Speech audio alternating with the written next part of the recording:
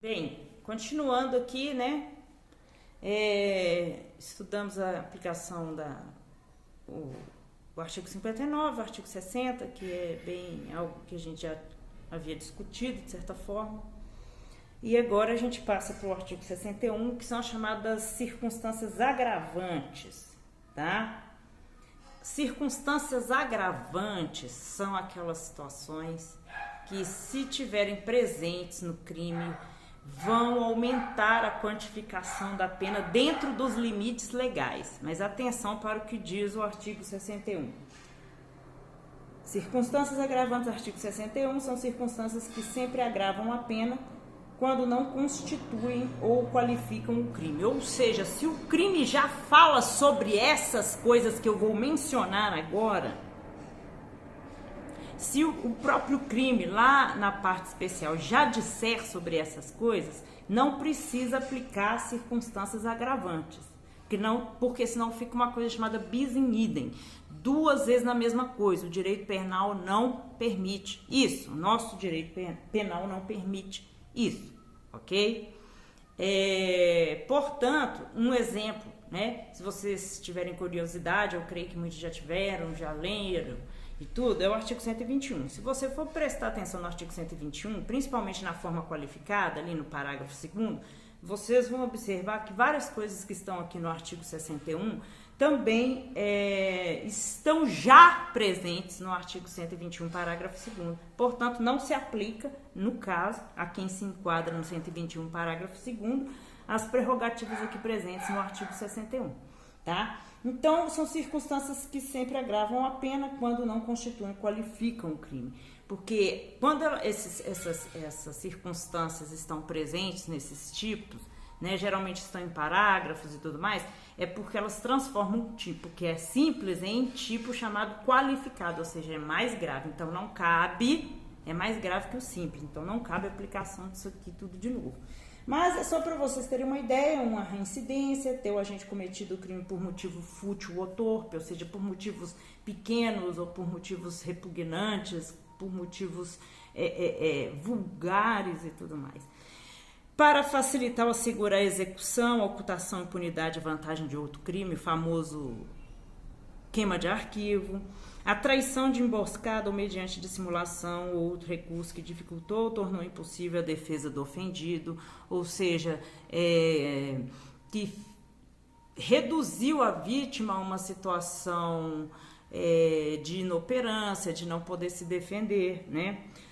Com emprego de veneno, fogo explosivo, tortura ou outro meio insidioso ou cruel que possa resultar perigo comum, ou seja, meios cruéis, né, para se praticar o crime, ou meios que possam causar um perigo para as demais pessoas que não tem nada a ver com a história, tá?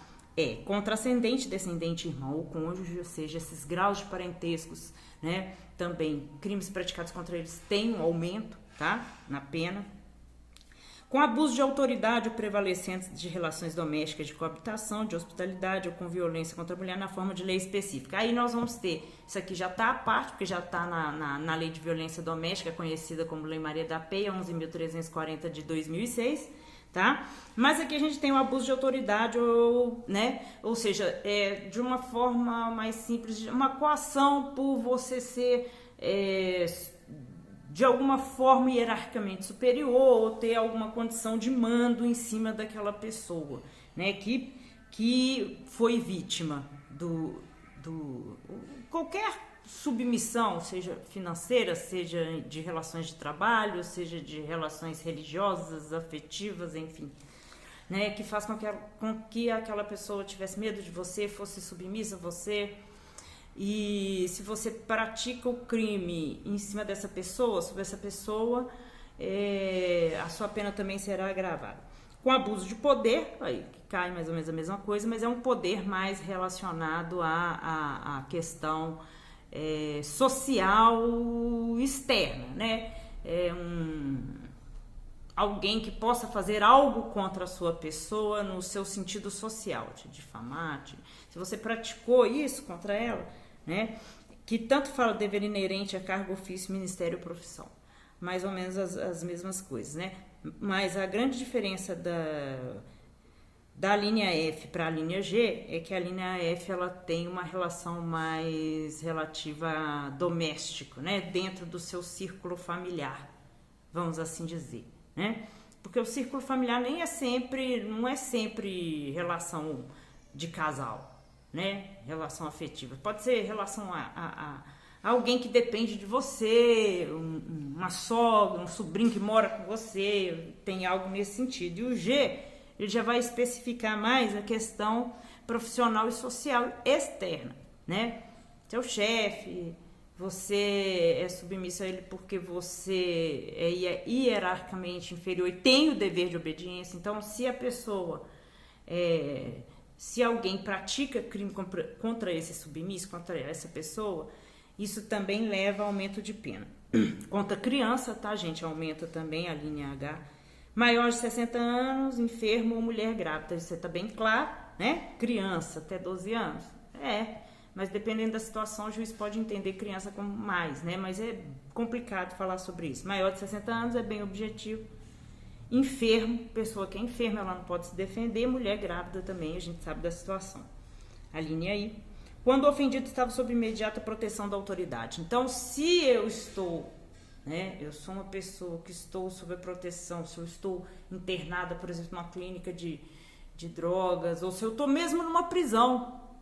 Isso é muito interessante, né? Isso tem dado muitas polêmicas, porque as pessoas falam, mas preso não presta, né? Mas se a pessoa está tutelada ali no Estado, né? Sob a custódia do Estado, sob inúmeras autoridades, se acontece alguma coisa, né? Se você pratica crime contra as pessoas que estão sob sua autoridade, seja lá numa clínica, num hospital, num presídio, se você praticou contra essa pessoa que está sob sua autoridade, sob sua custódia, vai ter aumento de pena também. J. Em ocasião de incêndio, naufrágio, inundação, qualquer calamidade pública ou desgraça particular do ofendido. Se você utiliza-se dessa fragilidade, dessas tragédias do outro, para poder praticar crime, ainda mais nessas situações de incêndio, naufrágio, inundação, a não ser que seja para se defender, mas se for, você não tinha nada com isso, mas você aproveitou a ocasião para poder fazer um crime contra a pessoa que está nessa situação, a sua pena também vai ser agravada. Tá? Sua pena vai ser agravada. E, por fim, é uma coisa muito interessante, estado de embriaguez pré-ordenada. O que é embriaguez pré-ordenada? Bebeu, usou droga, sim, mas às vezes a pessoa é dependente químico. Não é isso. Pré-ordenada é quando você usa uma substância qualquer para chegar à embriaguez justamente para poder praticar o crime. Tipo, vou beber para eu ter coragem de matar o fulano. É isso também agrava a pena. É muito importante vocês entenderem, no caso do artigo 61, que essas circunstâncias, elas vão ser, né, utilizadas na hora da dosimetria, né? Ou seja, por isso que existe individualização da pena, porque cada caso é um caso. E aí você também vai conjugar com os aspectos ali, né, do artigo 59. Sempre vou falar isso, não se esqueça, ok? Bem, e aí nós temos no artigo 62 uma coisa bem específica, que são os chamados agravantes no caso de concurso de pessoas, né? Você já sabe o que é concurso de pessoas, quando mais de uma pessoa juntos, né, para poder praticar um determinado ato criminoso, ok? Então, existe uma situação aqui, o artigo 62, para aplicar só quando ocorre o caso em concurso de pessoas, ou seja, mais de uma pessoa praticando o crime, tá? Vamos lá, o artigo 62, a pena será ainda agravada, ou seja, além daquilo que eu falei no artigo 61, tá? Porque você, mesmo sendo praticado por várias pessoas, mais de uma pessoa, cada um daqueles vai ter um cálculo específico para cada um. Você não vai colocar todo mundo no mesmo balaio.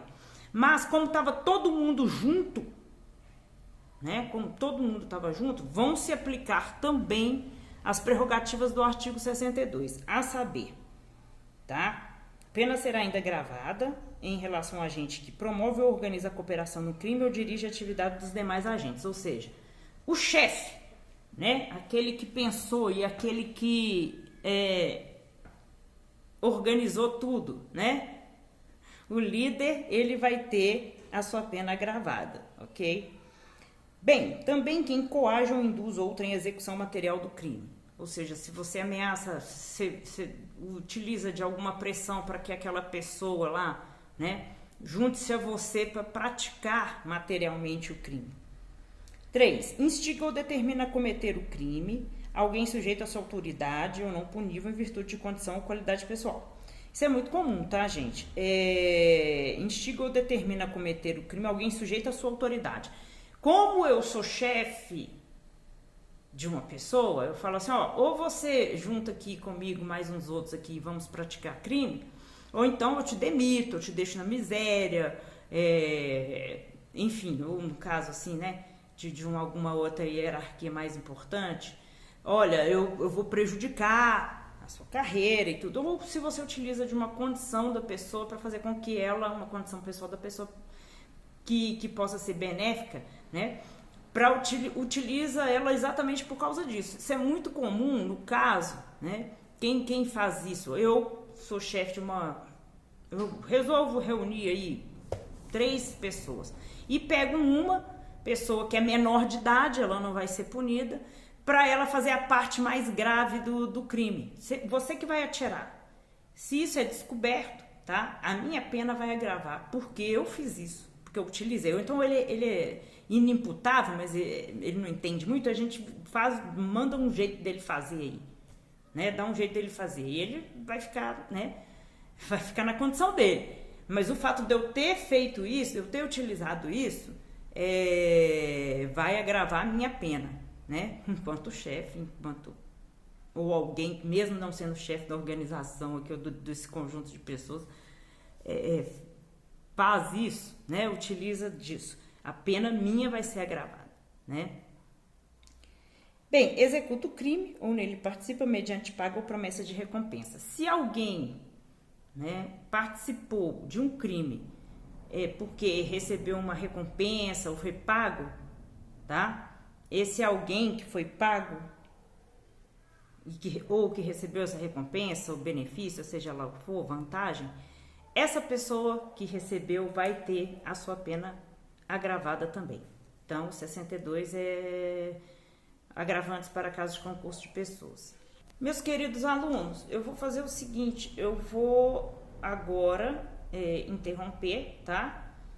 Porque os artigos 63 e 64 são de suma importância também e que vai acompanhar a vida acadêmica de vocês para sempre.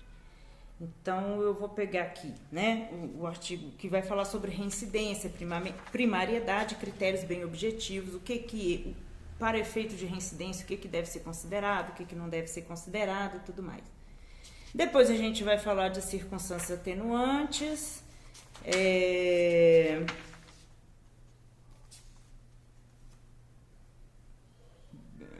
circunstâncias mais subjetivas e concurso de circunstâncias agravantes atenuantes, até chegar no artigo 68. Então, vou parar por aqui, já são 2 vídeos muito densos, né?